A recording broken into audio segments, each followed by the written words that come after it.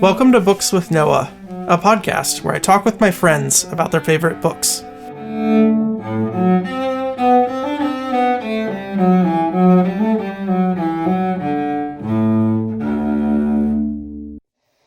So today I'm here with my good friend Nick, and Nick has just finished reading the book Indistractable by Nir Eyal.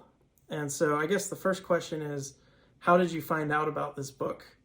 And what do you know about Nir Eyal?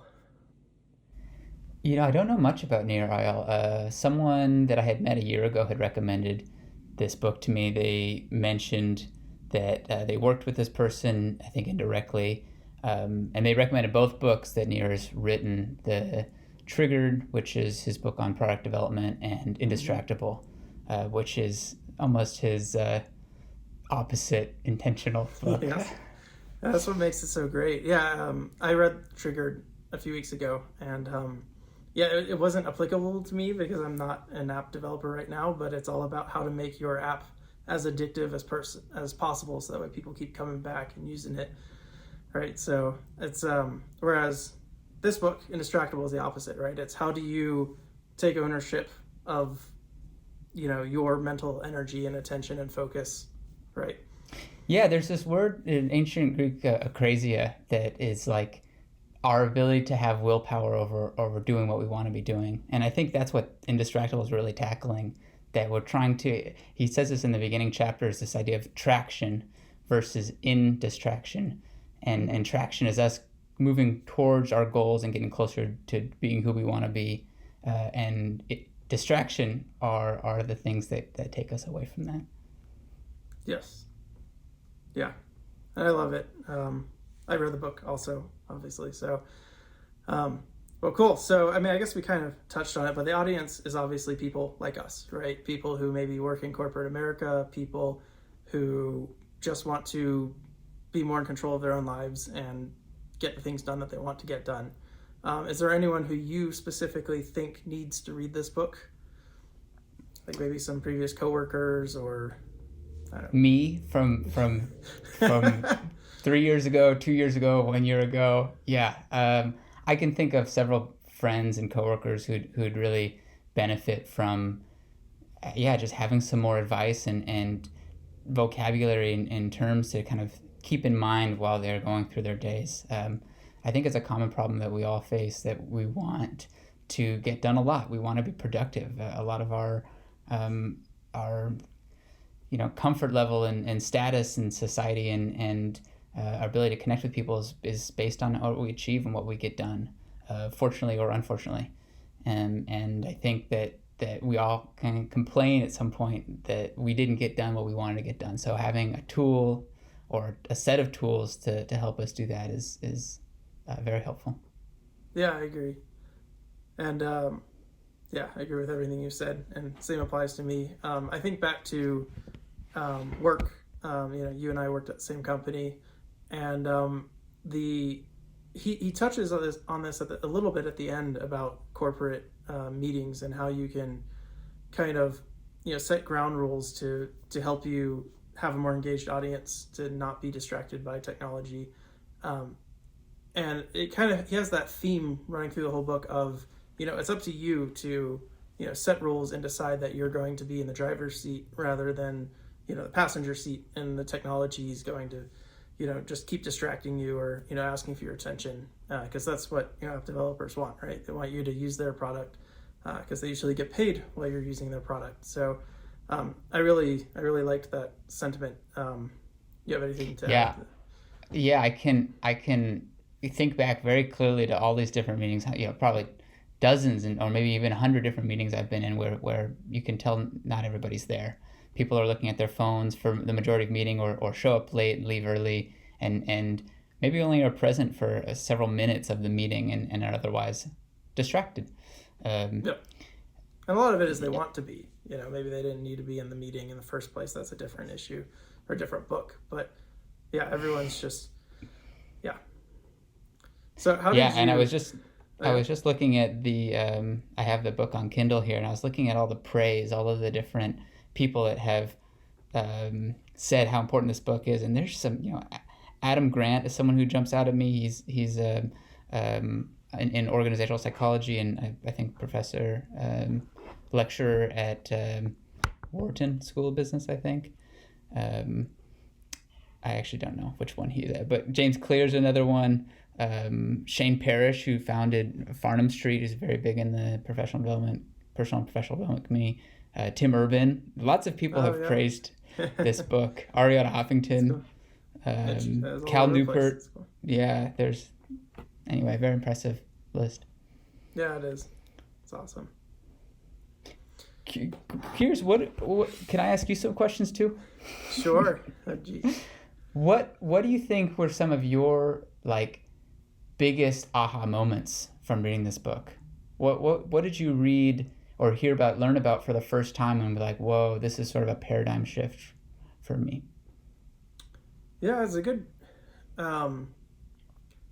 question. I would say that, the book made me feel really empowered and, like I said, in the driver's seat. And when he's talking about, all these different situations where it's become the cultural norm that you're constantly distracted by technology, that kind of made me realize that, I need to be thinking about this relationship I have with it, and that it's okay to call people out on it. One example he gives is, if someone, I think it's Nir Eyal in this book, if you're having dinner with somebody and they pull out their phone, you can kind of be like, oh, is everything okay? Do you need to go? You can give them that gentle, your reprimand, right? In a socially nice way. And that's something that I wouldn't have dared to do, right? And so, I just, there's so many, through the different chapters, I felt like almost each of them applied. And he also talks about blocking out time for activities that you want to do that you never get around to. And that's something I struggled with as well. So, Timeboxing. That was a big, I loved that topic. Just that if you don't time box, you're setting yourself up for indistraction, because you'll go find something. I do this all the time. I was thinking about this morning, how if I had scheduled, do this hour, this hour, I probably would have focused on that. Instead, I can't tell you what I was doing. I was just distracted, just moving on from, one shiny idea to the next shiny idea. Same here. I was running my days by to-do lists, and he immediately says, don't do that. It's bad. He's like, you won't get to the things that you need to do that you want to do. You'll get stuff done, but it'll be scattered. And he says, if you don't even show up to bat, you won't hit anything if you don't show up. And so his idea with the time boxing is that, you show up, and then at least you'll get something done, right? And you could even time box play. You can time box, just goofing around on the internet or reading through your emails. You can time box things like that, and then you're like, well, this is okay to be doing this now because it's part of my schedule. Yeah, exactly. So I guess as we wrap up here, did you feel like there was anything that the book left out? Like there was anything that he should have touched on that he didn't? It was a very tactical book. He just gave a lot of tactical tips. This is how you do it. Get in the trenches, and this is what you really need to do. He recommended some apps. He recommended procedures to remove apps from your phone.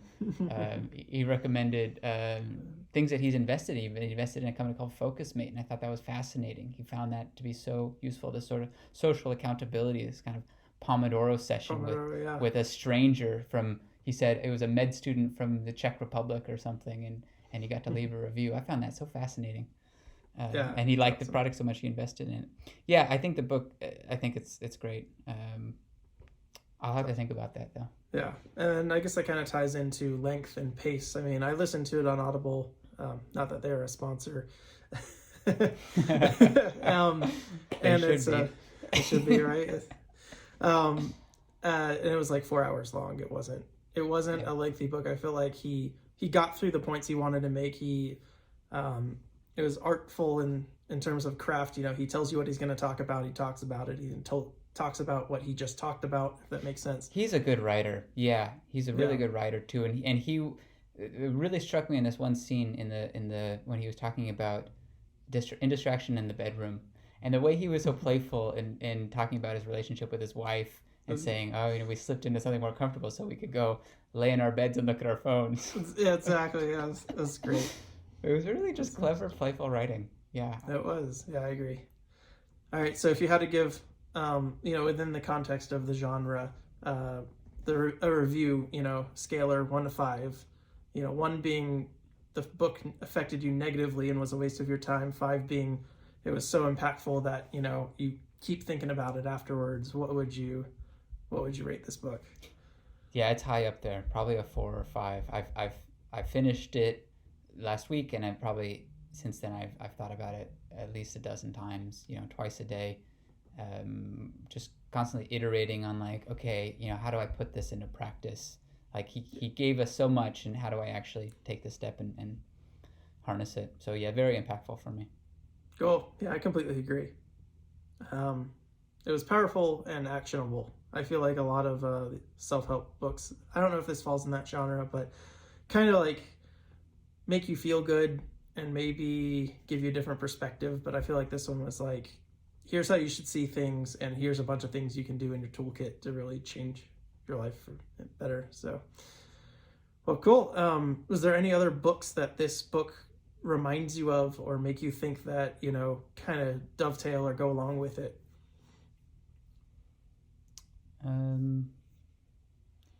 I read the book Essentialism at the exact same time. I was reading both, and there was some overlap that naturally happens when you're reading two books at once. But yeah. The Essentialism is like, how do we focus on what's important? How do you figure out what's the most important thing to be doing? And I think that kind of woven really nicely with this concept of time boxing and how do I make sure I'm doing the most important things and setting up my time. And also I've been rereading this book called Self-Management, and it has some articles by Peter Drucker, and he talks a lot about personal values. There was a similar concept in Indistractable about how do we really live by our values? Well, you measure how you use your time and probably how you spend your money. And Peter Drucker says a lot of the same things, that you can get to know somebody by looking at their bank account and their transactions a lot better than you can by asking them. That's true. Yeah, it's like the dating sites, right? They're like, this is what people say they want, but here's what they actually do. And that's it's cool. Yeah, you follow the actions. Well, thank you so much, Nick. This has been a great conversation and a great first interview. Yeah, I really had a good time. Thanks for asking very thoughtful questions, and looking forward to seeing the next one. Cool. Thanks for listening to Books with Noah. Please visit our website, bookswithnoah.com. You can also find us on YouTube by searching Books with Noah.